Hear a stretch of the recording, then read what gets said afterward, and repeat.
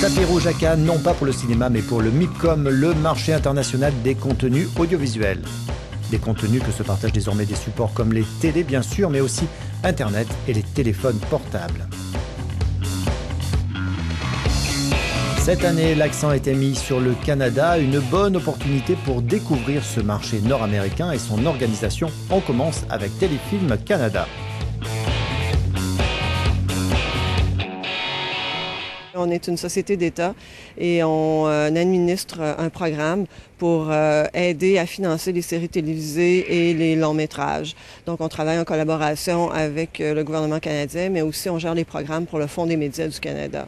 Donc oui, il y a de l'aide de l'État pour supporter, pour produire les émissions de télévision, les contenus interactifs et le long métrage.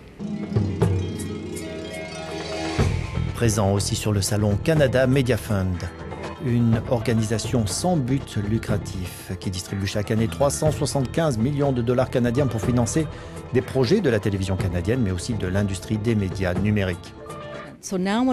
Donc désormais, quand un producteur vient nous voir, il doit être capable de produire un contenu sur plus d'une plateforme.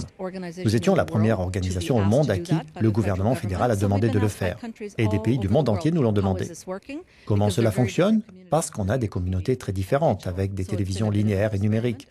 Donc on a dû faire des expériences et nous commençons à avoir des plateformes transversales avec des projets qui sortent de cet environnement. Des projets où on apporte ce contenu au-delà de ce que peuvent le faire les télévisions traditionnelles. De plus en plus de plateformes du net jouent un rôle important au MIPCOM. Et le grand auditorium du Palais des Festivals a fait salle comble pour venir écouter le directeur des contenus chez Google YouTube.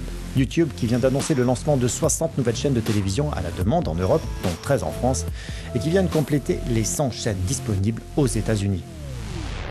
Aujourd'hui, ce que nous voulons faire, c'est aider justement, continuer à soutenir nos fans originaux en leur donnant la possibilité de créer et d'être un vrai catalyseur de la création. Okay, donc ça, c'est vraiment important. En même temps, nous travaillons déjà avec de nombreux médias traditionnels, comme Euronews, qui est un partenaire déjà de la plateforme, et qui utilise la plateforme et ses outils pour diffuser ces contenus dans le monde entier. Puisqu'aujourd'hui, vous n'êtes pas sans savoir que nous avons plus de 800 millions de visiteurs uniques dans le monde, dont 27 en France, par exemple, par mois. YouTube a investi 150 millions de dollars pour attirer de grands producteurs de TV. Objectif, bâtir une offre qui sera disponible sur les écrans d'ordinateur, mais aussi sur tous les terminaux mobiles, sans oublier la télé, via la Google TV. Et d'ores et déjà, les publicités optionnelles, celles que l'on peut skipper, rapportent autant d'argent que la pub sur les télévisions classiques.